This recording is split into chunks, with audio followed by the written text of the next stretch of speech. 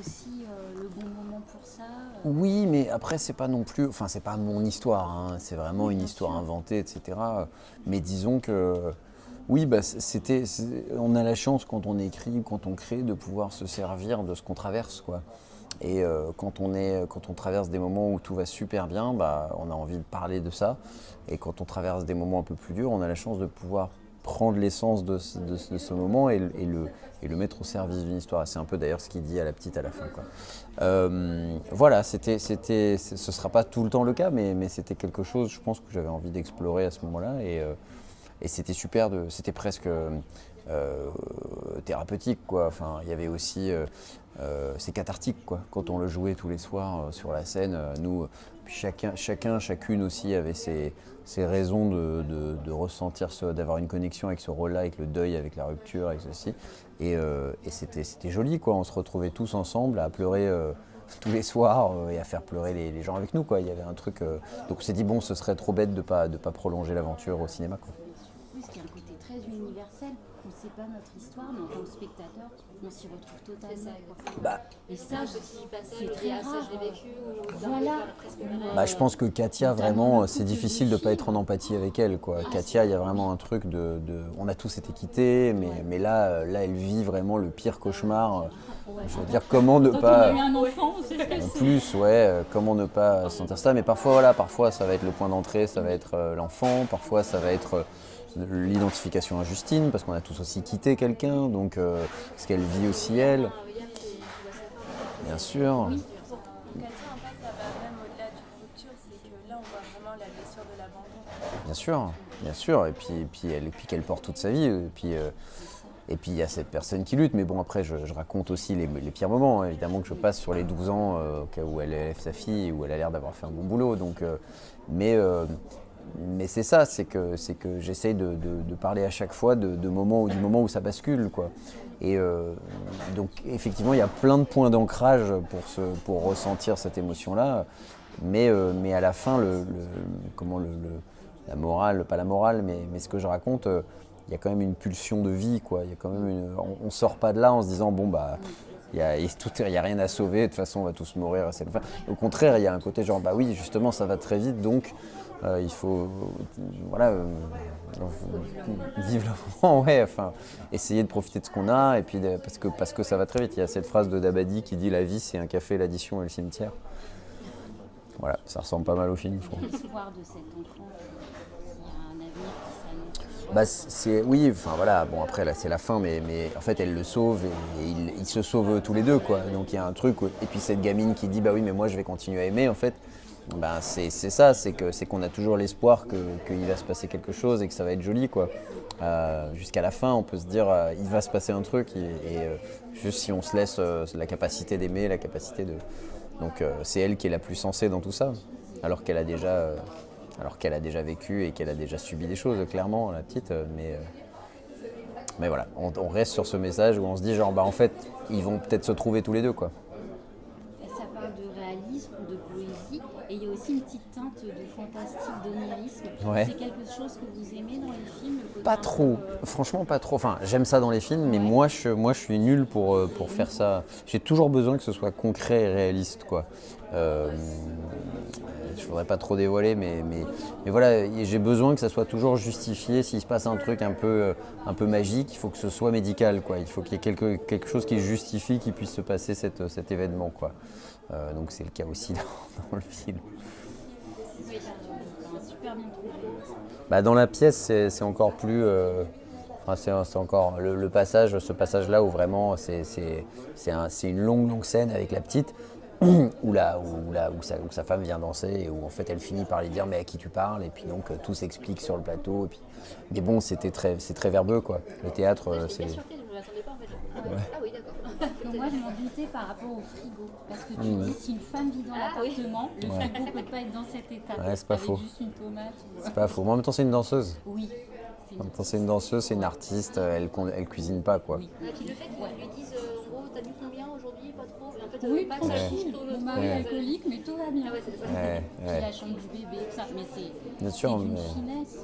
il y a un moment où on commence à se douter de quelque chose, mais bon, mais c'était tout le challenge, c'était d'arriver à ce que. Mais je voulais pas non plus que ça soit genre oh énorme surprise. C'est quand même, il y a des moments où j'ouvre des portes pour, voilà, le but c'est pas qu'on retourne les gens, le but c'est vraiment qu'on comprenne petit à petit ce qui se passe dans sa tête, quoi. Ouais, voilà. Oui, on dirait que vous voulez laisser le spectateur vivre sa propre aventure aussi. Mais en fait, je pense que c'est aussi que je veux qu'il comprenne que, en fait, qu'au moment où il comprend que c'est un fantôme, bon, faut pas, voilà, mais au moment où il comprend que c'est un fantôme, je veux pas qu'il abandonne cette histoire. Je veux qu'il considère qu'en fait, c'est aussi une histoire d'amour, mais avec ce fantôme, quoi. En gros, c'est-à-dire que je veux pas qu'à partir du moment où on le sache, qu'on dise ah bon bah alors c'est plus rien, quoi. Non, en fait après ça on comprend qu'elle l'aide à vivre, quoi, en fait. Que le souvenir il tient grâce à elle, quoi. C'est ce qui est, ouais, voilà. Et la vie, la mort, c'est des thèmes qui vous intéressent, même quand vous lisez des livres, quand vous regardez des films. Ça parle de tout Ouais, ça, de la famille. c'est des thèmes qui intéressent tout le monde. Moi, je pense que j'ai une obsession du temps qui passe. Donc, clairement, cette espèce d'hyper-conscience de la mort me pousse à faire plein de choses. Et c'est ça qui se ressent dans le film, c'est cette urgence, cette hyper-conscience.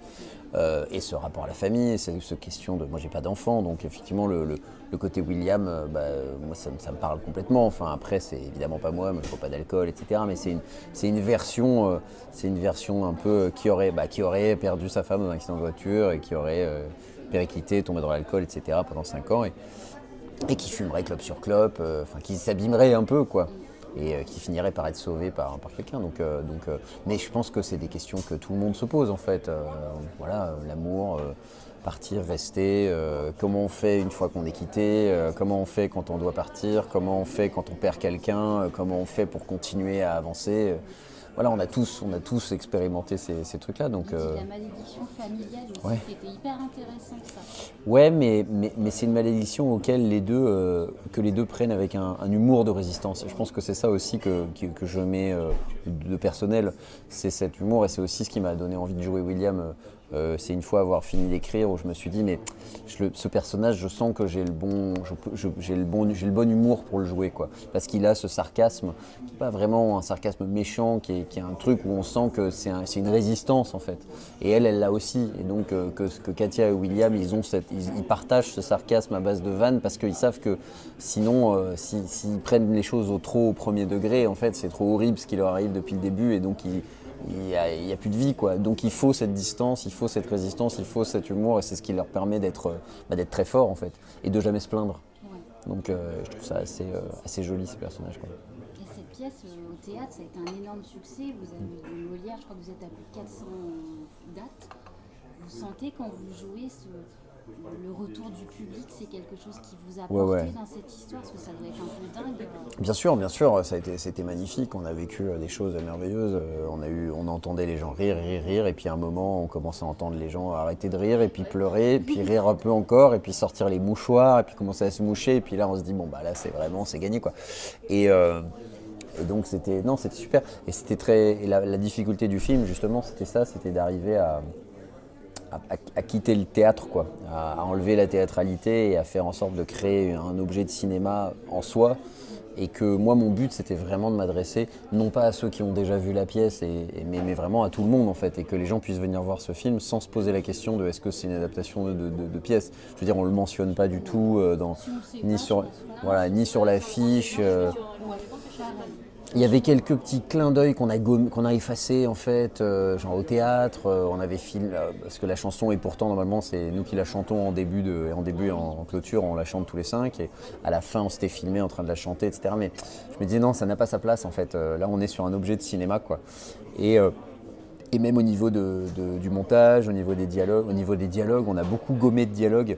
Il y avait des dialogues il y avait des punchlines qui marchent tous les soirs au théâtre, c'est des punchlines assurées, quoi. Et là au cinéma ça marchait pas, parce qu'il n'y a pas le public. Et donc c'est pas la même façon d'entendre les choses. Un peu des deux. Des fois c'est à l'écriture, hein. En lecture on se rendait bien compte qu'il y avait un truc qui marchait moins, des fois c'est au montage. On se rendait compte que on n'avait pas le rire. Il y a eu 26 versions de montage, donc ça a été très long, le processus de montage. Donc on faisait des projos, on invitait des gens, on regardait un peu, et puis à la fin on leur disait qu'est-ce qui va pas. Le film au départ, il faisait 1h50, là maintenant il fait 1h30, donc on a coupé 20 minutes de film. On a coupé beaucoup de transitions, on lui a donné en fait un rythme qui au final ressemble au rythme de la pièce, quelque chose qui va très très vite, quoi. Et, mais c'est ce qui fait aussi que en fait on sort de là en se disant oh, ça fait un petit effet tourbillon, quoi. La pièce, elle dure combien de temps? Pareil, elle fait genre 1h26, 1h27 et le film dure 1h26, 1h27 avec plus générique, quoi. Donc 1h30, quoi. Et ouais, non, ça a été un bon processus pour arriver à justement à gommer toute cette théâtralité. Et puis parfois même on montrait le film et puis on se rendait compte qu'il y avait... on a eu des retours parfois de gens qui me disaient ouais, j'ai pas envie qu'on m'explique tout. Et donc je disais ah oui d'accord, c'est vrai qu'au théâtre on raconte les choses, donc du coup on est obligé de récapituler. Parfois il y a une phrase qui va sembler explicative mais en fait on en a besoin pour faire avancer l'histoire. Au cinéma ça pardonne pas, quoi, ça fait tout de suite très explicatif. Donc du coup j'ai commencé à enlever des phrases et à garder l'essentiel de la scène, à rajouter des regards, ceci et cela. Mais moi comme au plateau je vais très très vite, j'avais pas tant de regards que ça, quoi. J'avais pas tant de silence en fait. Donc je me suis dit ah mince, il faut que j'aille piocher des regards, est-ce que j'en ai, des moments où il se passe rien, des moments où... Enfin ça a été un bon challenge, quoi. Et même la façon de jouer, elle doit être un peu différente. Oui, vous entre les le théâtre et le dirigez cinéma. différemment. Ouais, mais ça en soi, vraiment, quand on est acteur, on sait faire les deux, quoi. Et on se rend compte évidemment que quand on est au cinéma, on n'a pas besoin de porter la voix comme on porte au théâtre, quoi.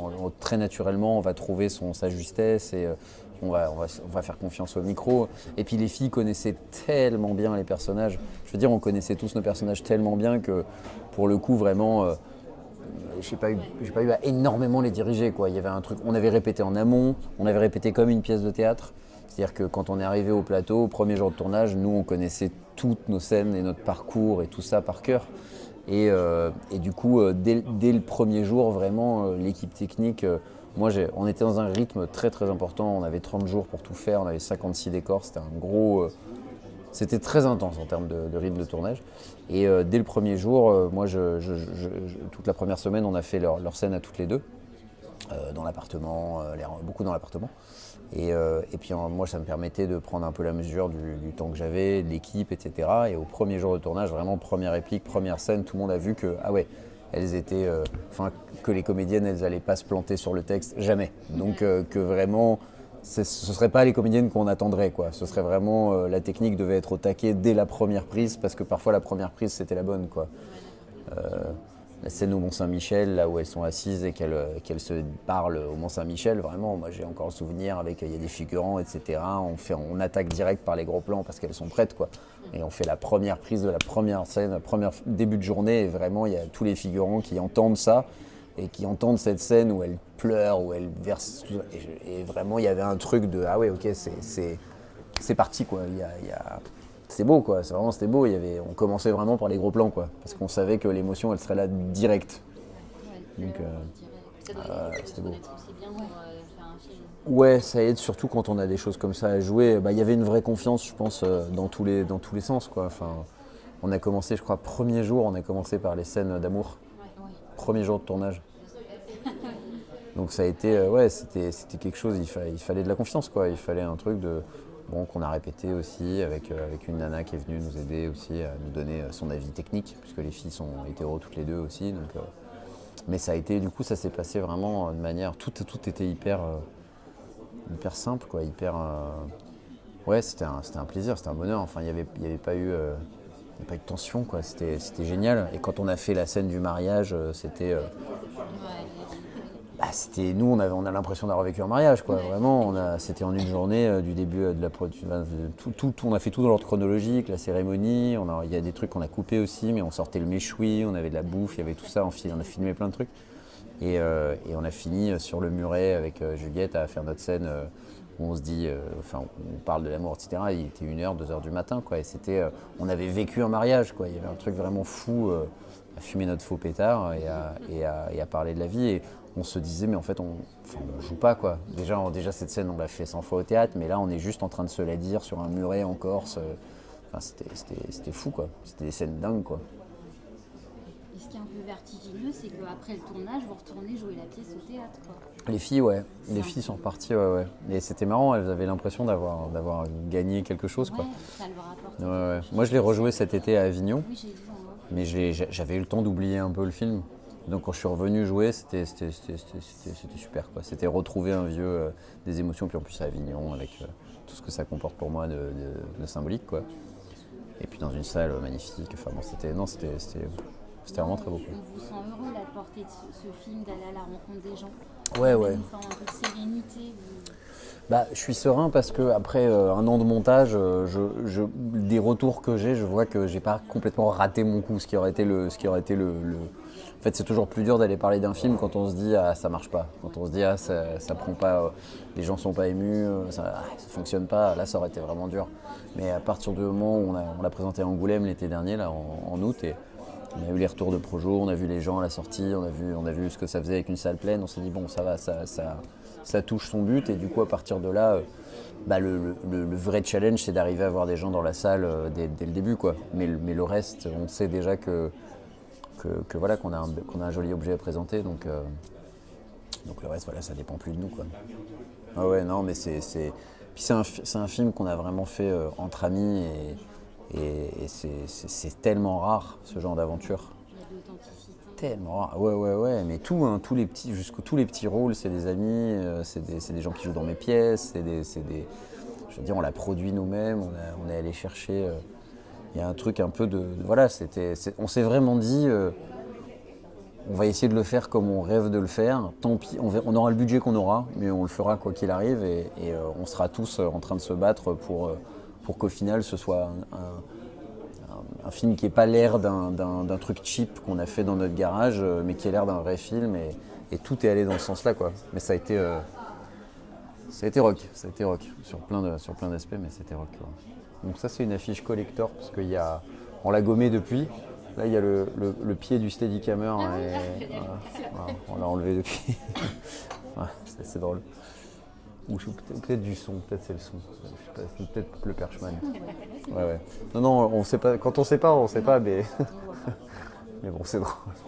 Voilà. Vous êtes déjà sur d'autres projets Ouais, en fait, après la sortie du film, moi, je présente les Molières cette année.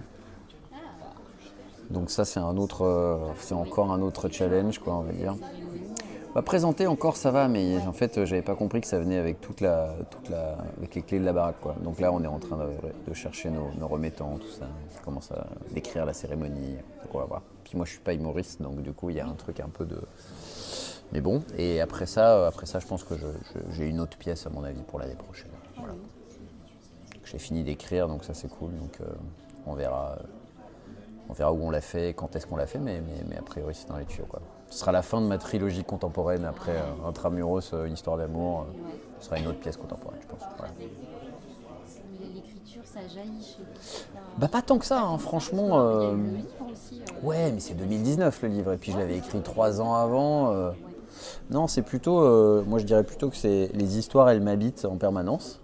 Et à un moment, l'histoire, elle est complète, quoi. Et c'est là où je me dis, bon, maintenant, il faut que je me pousse un peu et que faut que ça sorte, quoi. Et donc la pièce, je suis parti, il se trouve que j'étais sur un tournage en tant qu'acteur et où ça se terminait en Guadeloupe.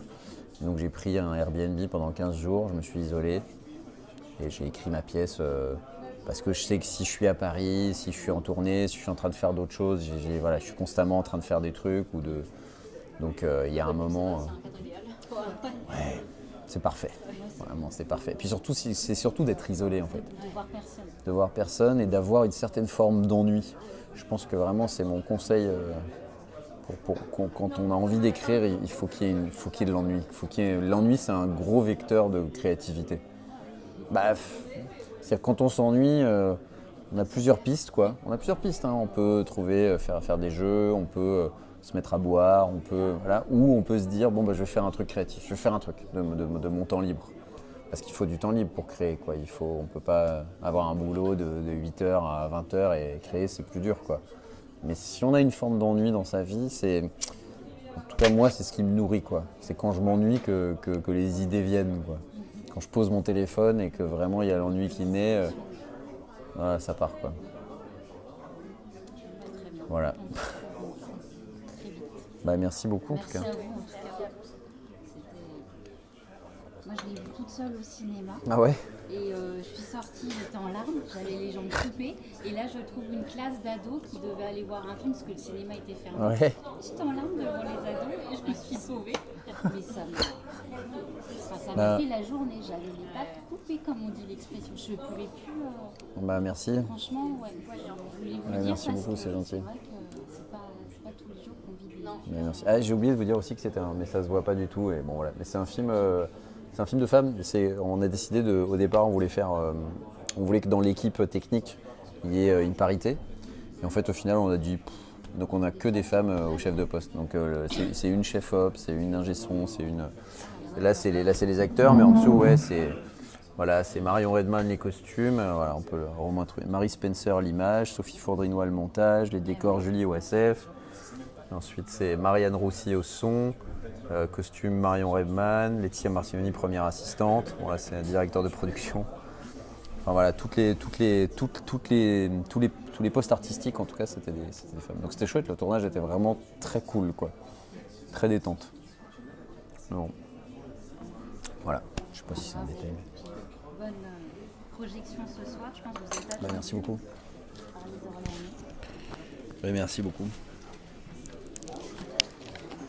Arrêtez le live. C'est ça, Il est oui, parti, c'est en bon, fait, il a posé il est parti boire un coup. Ça y est, c'est fini. Parfait. Merci beaucoup.